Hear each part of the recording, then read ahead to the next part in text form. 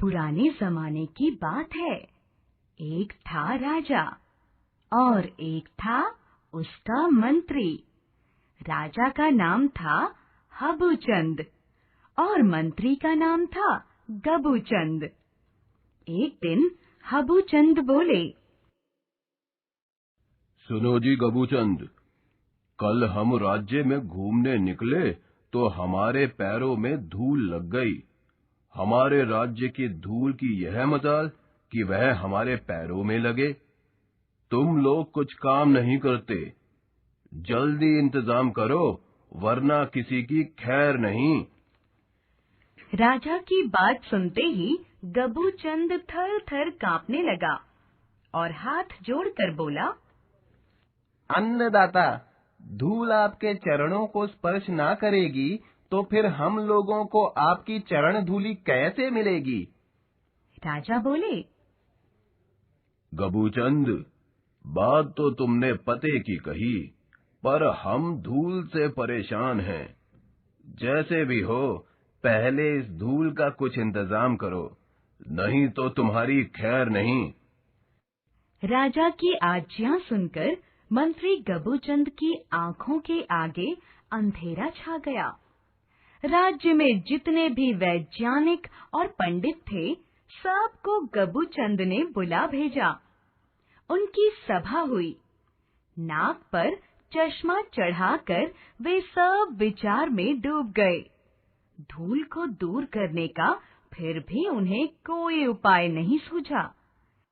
लाचार होकर राजा को सुखी बनाने के लिए गबूचंद ने एक उपाय सोचा। उसने 17.5 लाख झाड़ुएं खरीदी और प्रजा में बांट दी। झाड़ुओं की झाड़ फटकार से राज्य में इतनी धूल उठी कि सूरज का प्रकाश मंद पड़ गया। राजा और प्रजा दोनों खांसते खांसते हैरान परेशान हो गए। राजा ने मंत्री को बुलाया और कहा, गबूचंद, यह कैसी व्यवस्था है तुम्हारी? धूल को हटाने के बजाय तुमने तो सारे राज्य को धूलम धूल कर दिया। धूल को दूर करने का जल्दी से कुछ उपाय करो, नहीं तो तुम्हें जेल की हवा खानी पड़ेगी। यह सुनकर गबूचंद सिर पर पांव रखकर भागा। अब उसने 21 लाख भिश्तियों को धूल पर पानी छिड़कने की आज्ञा दी। छिड़काव में इतना पानी खर्च हुआ कि कुएं और तालाब खाली हो गए। नगर के लोग प्यासे मरने लगे। जिधर देखो उधर कीचड़ ही कीचड़ हो गई। राजा ने फिर गबूचंद को बुलाकर डांटते हुए कहा, गबूचंद, तुमने पहले हमारे राज्य को धूलम धूल कर दिया, अब तुमने सारे राज्य में कीचड़ फैला दी। जल्दी कुछ इंतजाम करो, नहीं तो याद रखो सूली पर चढ़ा दिए जाओगे। घबराकर गबूचंद मंत्री ने तुरंत मंत्रिमंडल की बैठक बुलाई। मंत्रियों ने सलाह दी कि धूल से बचने के लिए सारी धरती को चमड़े से मढ़ देना चाहिए। इस अनूठी सूझ पर प्रसन्न होकर गबूचंद दौड़ा दौड़ा राजा के पास गया और कहने लगा, महाराज, मिल गया उपाय।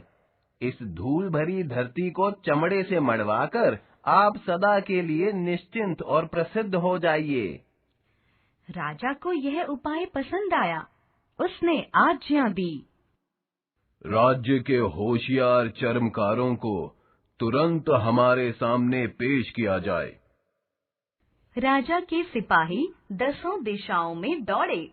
देखते ही देखते सारा दरबार चर्मकारों से खचाखच भर गया, पर उनमें से कोई भी धूल भरी पृथ्वी को चमड़े से मढ़ने के लिए आगे नहीं आया।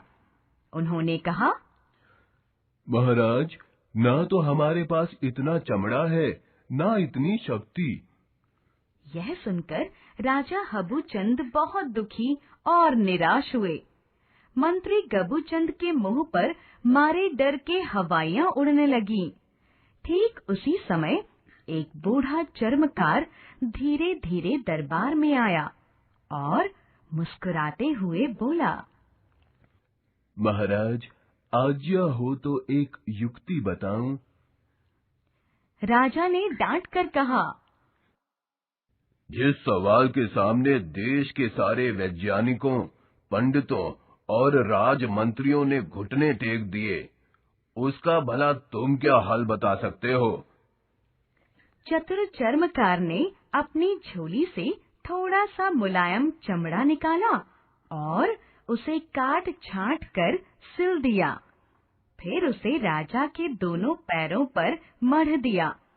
उसने महाराज से थोड़ा चलने की प्रार्थना करते हुए कहा, सारी धरती को चमड़े से मढ़ने के बजाय अपने पैरों को चमड़े से मढ़ लेना उचित है। राजा ने चलकर देखा तो पैर पर धूल का एक भी कण नहीं लगा था। चर्मकार की युक्ति से राजा प्रसन्न हुआ। गबूचंद की जान बची, धरती की रक्षा हुई और उसी दिन से पैरों में जूते पहनने की प्रथा चल। फन लर्न टून को सब्सक्राइब करें।